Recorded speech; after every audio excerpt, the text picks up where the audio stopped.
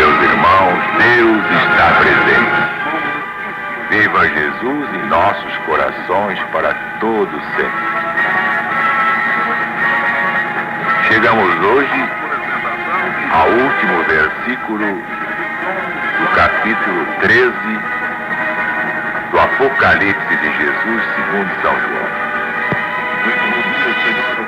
Aqui há sabedoria. Aquele que tem entendimento, calcule o número da besta, porque é o número de um homem. Seu número é 666. Número do seu nome.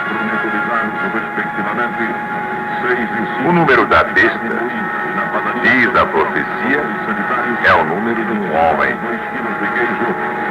Ora, se deriva de um nome ou título, a conclusão natural é que deve ser o nome ou título de um homem particular. A expressão mais plausível que temos visto sugerir conteúdo do número da besta é exatamente, desapaixonadamente, o título que o Papa toma para si mesmo e permite que outros lhe apliquem, desde o princípio do papado em 538. O título é o seguinte: Vicarius Filii Dei, quer dizer vigário do Filho de Deus. Tomando as letras deste título que os latinos usavam como numerais, dando-lhes o seu valor numérico, temos exatamente 666 em algarismos romanos. Há razões para crer que este título tenha sido antigamente inscrito na coroa papal. A propósito, é dado o seguinte testemunho sobre esse ponto por Scholes de Washburn. Diz ele: encontrei dois homens que declararam ter visto esta coroa específica. O seu testemunho está tão perfeitamente de acordo que estou convencido de que o que eles viram é puramente verdade. O primeiro foi o Sr. Delati, observador do sábado, que antes foi padre católico, apostólico romano. Tinha passado 4 anos em Roma. Visitou-me quando eu era pastor em St. Paul, Minnesota, há alguns anos. Eu lhe mostrei o meu folheto, Selo de Deus, o sinal da besta. Imediatamente me disse que a inscrição não estava certa, como eu a coloquei na minha ilustração. Afirmou que por várias vezes ele a tinha visto no Museu do Vaticano e fez uma descrição detalhada, exata de toda a coroa. Quando foi publicado o meu folheto, eu ignorava a disposição das palavras na inscrição latina e, por isso, na ilustração da coroa, eu as colocara numa linha só. Pois bem, o senhor Delati imediatamente indicou o erro e disse que a primeira palavra da frase estava na primeira parte da coroa. A segunda palavra na segunda parte da coroa. E a palavra Dei, quer dizer de Deus, se encontrava na divisão anterior da tríplice coroa. Também explicou que as duas primeiras palavras eram em pedras preciosas e de cor escura, ao passo que a palavra Dei era inteiramente composta de diamantes. Durante uma reunião campal que realizei em Web City, apresentei o assunto: o selo de Deus e o sinal da besta. Usei cartas para o ilustrar, sendo uma a reprodução da coroa, como nosso irmão Delati havia escrito. Estava presente um ministro presbiteriano, o reverendo Hoffman, e depois de eu descrever a coroa, ele falou publicamente e deu um atestado à congregação dizendo que quando estava a estudar em Roma para o sacerdócio, viu essa mesma coroa e notou sua inscrição e que a palavra Dei era composta de 100 diamantes, uma centena de diamantes. Falei com ele e soube o seu nome, e o visitei em casa e me convenci pela sua descrição de que essa era a mesma coroa que o senhor Delatti tinha visto, mas que tem sido negada por muita gente. Então lhe pedi uma declaração por escrito e ele imediatamente me apresentou a seguinte: àqueles a quem possa interessar, tem esta o fim de certificar que nasci na Baviera em 1828, fui educado em Munique, cresci como católico romano. Em 1844 e 45 estudei para o sacerdócio no Colégio Jesuíta de Roma. Durante o serviço da Páscoa de 1845, o Papa Gregório XVI trazia uma tríplice coroa sobre a qual estava a inscrição em pedras preciosas Vicarius Filii Dei, vigário do Filho de Deus. Disseram-nos que havia uma centena de diamantes na palavra Dei. As outras palavras eram de outras espécies de pedras preciosas de cor mais escura. Havia uma palavra em cada coroa, porque a coroa era tríplice, e não todas na mesma linha. Eu estava presente à cerimônia e vi a coroa perfeitamente. Notei-a cuidadosamente. Em 1850 me converti ao protestantismo. 2 anos mais tarde, entrei no ministério da Igreja Evangélica, mas depois eu me uni à Igreja Presbiteriana, da qual sou hoje pastor reformado, tendo estado 50 anos no meu ministério. Faço esta declaração a pedido do pastor Scholes de Washburn, visto ele afirmar que alguns negam que o Papa jamais tenha usado a referida tiara. Mas eu declaro que usou porque eu a vi na sua cabeça. Sinceramente vosso, no serviço do Cristo, assinado B.H. Hoffman, Web City, 29 de outubro de 1906. O seguinte extrato é de uma obra intitulada The Reformation, que tem a data de 1832.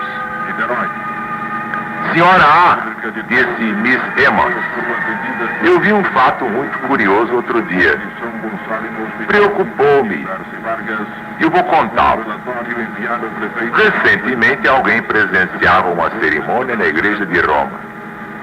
Ao passar junto dela o Papa, esplendidamente vestido com as vestes pontificais, seus olhos fixaram as seguintes letras cheias e cintilantes na frente da mitra: Vicarius Filii Dei, vigário do Filho de Deus. O seu pensamento, como um relâmpago, se transportou ao capítulo 13, versículo 18 do Apocalipse de Jesus. Quer procurar essa passagem? Ali se abriu o Novo Testamento e leu: aquele que tem entendimento, calcule o número da besta, porque é o número de um homem, e o seu número é 666. Ela se calou e Miss Emmons continuou. Ele tirou um lápis e, marcando no seu livrinho as letras inúmeras, fez o seu cálculo à base de algarismos romanos, que apareceu o número 666. Temos aqui, portanto, o número de um homem, e é pouco singular, talvez providencial, ele ter escolhido um título que mostra o caráter blasfemo da besta. Seu livro já está escrito há quase 2000 anos. Todos conhecem o Apocalipse de Jesus segundo São João. Parece incrível que um homem se marque a si mesmo com este número, 666. O precedente extrato se refere, sem dúvida, a um Papa particular, numa ocasião particular. Outros papas podem não usar o título engastado na tríplice coroa, como ali se afirma, mas isto não afeta a aplicação a todos, porque todos eles pretendem ser o vigário do Cristo. As palavras latinas apresentadas são as palavras que expressam este título na forma vigário do Filho de Deus. Seu valor numérico é exatamente 666. Meia dúzia, meia dúzia, meia dúzia. Não estamos aqui atacando ninguém, estamos em nome de Jesus dando uma verdade, que não é minha, não é de ninguém, é do Cristo de Deus. Se alguém quiser se queixar, queixe-se a Ele. Que isto é a palavra do Cristo. Pelo dom do discípulo amado, João Evangelista e agora profeta, psicógrafo e vidente. Mas, na verdade, este livro também não é de São João, é de Jesus. E assim termina o capítulo 13, deixando o povo de Deus com os poderes da terra em disposição hostil, isto é, contra ele, e os decretos de morte, banimento da sociedade sobre ele por ter aderido à verdade. Já vimos o papel triste do protestantismo como a imagem da besta ajudando a besta. O espiritismo baixo, o falso espiritismo mercenário, também vai realizar um papel muito triste com as suas maravilhas, entre aspas, cobrando, arrancando dinheiro dos incautos, fazendo coisas rocambolescas, a fenomenologia do engano, do embuste, que é o que corresponde aqui a esta palavra, enganando todo mundo, exceto aos eleitos. Advertência de Jesus no Evangelho segundo São Mateus, capítulo 24, versículo 24, e de São Paulo, o apóstolo dos gentios, na segunda epístola aos Tessalonicenses, capítulo 2, versículos 8 a 12. Esta será a hora da tentação que há de vir como prova final sobre todo o mundo para tentar os que habitam a terra, segundo mencionado no próprio Apocalipse, capítulo 3, versículo 10. Já vimos isto muito bem. Este é o fato consumado, e poucos se salvarão. Qual será o fim deste conflito? Esta pergunta momentosa não fica sem resposta. Os primeiros 5 versículos do próximo capítulo, que é o 14, e que deviam ter sido contados como uma parte deste capítulo 13, vão completar a cadeia desta profecia do Apocalipse. Revelam o triunfo glorioso dos campeões da verdade, mas que são perseguidos, difamados. Quando vocês leem nos jornais tanta infâmia contra o irmão Zarur, e ouvem pelas estações de rádio e televisão tanta porcaria contra o irmão Zarur, é por causa disto. E ainda há muitos Maria vai com as outras que se deixam levar por esse embuste da publicidade mercenária, paga a peso de ouro para desmoralizar um homem que é inconveniente porque diz a verdade, mas vai morrer dizendo a verdade. Primeiro Deus, depois o resto. Mas vamos entrando agora no capítulo 14 do livro das profecias finais. É o complemento do Evangelho. Hoje podemos dizer francamente, quem não sabe Apocalipse já não sabe Evangelho, está fora da realidade.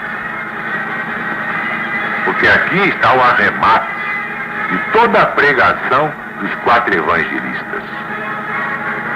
Este é o complemento natural de toda a obra do Cristo de Deus. A nação que souber o Apocalipse vai governar todas as outras nações. Vocês vão ver isso brevemente. Vamos então ao capítulo 14 deste Apocalipse de Jesus segundo São João. É o capítulo das 3 mensagens. Prestem atenção, que isso é muito importante. É mais importante que qualquer festival internacional da canção, campeonato mundial de boxe, karatê, tecatuco, quataquara, tanta coisa que diverte os levianos e irresponsáveis. Versículo 1.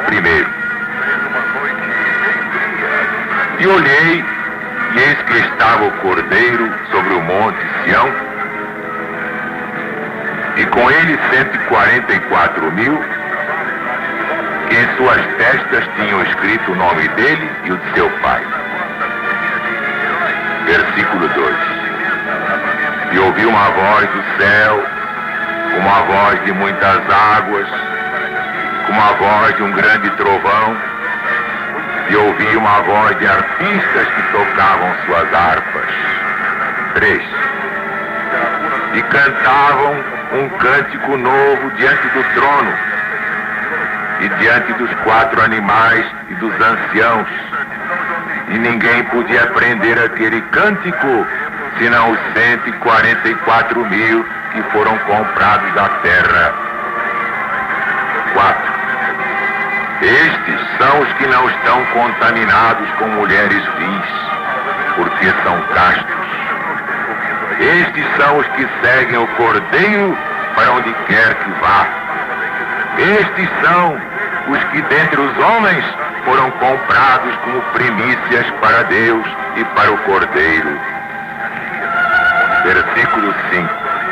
E na sua boca não se achou engano, porque são irrepreensíveis diante do trono de Deus. É uma característica bem agradável da palavra profética que o povo de Deus, o autêntico, o povo do novo mandamento, do amor universal, nunca é levado a posições de prova e dificuldade para ser abandonado. Deus não abandona seus filhos, principalmente os que lhes são fiéis. Os outros se abandonam pela sua própria infidelidade, pela sua própria leviandade. Cada um é senhor do seu destino. Como diz São Paulo, que ninguém se iluda, porque Deus não se deixa escarnecer. Aquilo que o homem semear, isso mesmo terá de colher. Semeia o bem, colhe o bem. Semeia o mal, só pode colher o mal. Plantando feijão, só pode colher feijão. Plantando arroz, só vai colher arroz. É a lei de causa e efeito. Estamos vendo aqui uma passagem das mais impressionantes, levando-os a cenas de perigo.